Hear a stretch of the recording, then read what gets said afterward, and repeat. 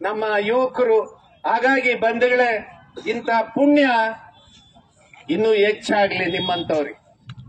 ಯಾಕೆ ಅಂದ್ರೆ ಅವತ್ತ ಬಸವಣ್ಣ ಕಲ್ಯಾಣದ ಕ್ರಾಂತಿ ಮಾಡಿದವನು.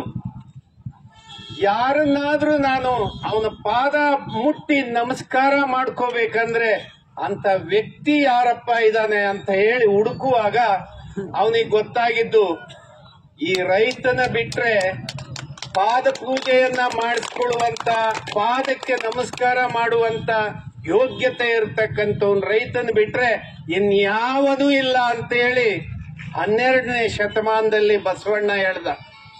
ಕಾವಿದಾರಿಗಳು ಇಲ್ಲ, ಕಾಕಿಗಳು ಇಲ್ಲ, ಏನು ಈ ಕಾವಿ ಎಂತವ್ರು ಖಾದಿ ಬಟ್ಟೆಯವರು, ಈ ರಾಜಕಾರಣಿ ಪುಡಾರಿಗಳು ಎಲ್ಲ ಹೋಗಿ ಅಟ್ ಬೀಳ್ತಿರಲ್ಲ, ಅವ್ರು ಯಾರು ಕೂಡ ಅದಕ್ಕೆ ಯೋಗ್ಯರಲ್ಲ ರೈತನ್ ಬಿಟ್ಟು ಅಂತ ಹೇಳಿ 12ನೇ ಶತಮಾನದ ಬಸವಣ್ಣ ಹೇಳ್ತಾನೆ.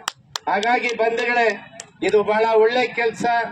ನಮ್ಮ ಸಾಂಸ್ಕೃತಿಕವಾದ ಜಾತ್ರೆ ಘಾಟಿಯಲ್ಲಿ ನಡೀತಾ ಇದೆ. ನಾನು ನೋಡಿ ಬಹಳ ಆಶ್ಚರ್ಯ ಆಯ್ತು. ಇಷ್ಟು ದೊಡ್ಡ ಪ್ರಮಾಣದಲ್ಲಿ ಹಳ್ಳಿಕಾರ ತಳಿಗಳು, ಇಲ್ಲಿಯ ಜವಾರಿ ತಳಿಗಳು ಎಷ್ಟು ಪ್ರಮಾಣದಲ್ಲಿ ಸೇರಿದಿರಿ. ಈಗ ಹಳಿದು ಹೋಗ್ತಾ ಇರ್ತಕ್ಕಂತ ಕಾಲ. ಹಳ್ಳಿಗಳಲ್ಲಿ ಎತ್ತಿನ ಗಾಡಿ ಕಳೆದು ಹೋಗ್ತಾ ಇದಾವೆ, ಹಳ್ಳಿಗಳಲ್ಲಿ ದನ ಕರುಗಳು ಕಳೆದು ಹೋಗ್ತಾ ಇದಾವೆ, ಎಮ್ಮೆಗಳು ಕಾಣ್ದಂಗ ಆಗ್ತಾ ಇದಾವೆ. ಇಂಥದ್ರ ನಡುವೆ ಇಷ್ಟು ದೊಡ್ಡ ಪ್ರಮಾಣದಲ್ಲಿ ರೈತರು ಸೇರಿದಿರಿ.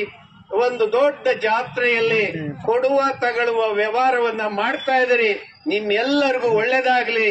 ಮತ್ತೆ ಮುಂದಿನ ವರ್ಷ ಒಳ್ಳೆಯ ಆಶಯಗಳನ್ನು ಇಟ್ಕೊಂಡು ಮತ್ತೆ ಸೇರೋಣ, ಮತ್ತೆ ಒಳ್ಳೇದನ್ನ ಮಾತಾಡೋಣ, ಒಳ್ಳೆ ಕೆಲಸ ಮಾಡೋಣ ಅಂತ ಹೇಳಿ ಇಷ್ಟೂ ಜನಕ್ಕೆ ಗೌರವ ತಂದು ತಾವೆಲ್ಲ ಈ ಕಾರ್ಯ ಮಾಡುವಾಗ ತಾವೆಲ್ಲ ಭಾಗವಹಿಸಿ ನಿಮ್ಮೆಲ್ಲರ ನೆನಪಿನಲ್ಲಿ ಉಳಿಲಿ ಅಂತ ಹೇಳಿ ಈ ಎಲ್ಲರಿಗೂ ಕೂಡ ಶುಭ ಹಾರೈಸಿ ನಾನು ಮಾತು ಮುಗಿಸ್ತೇನೆ. ಎಲ್ರಿಗೂ ಧನ್ಯವಾದ.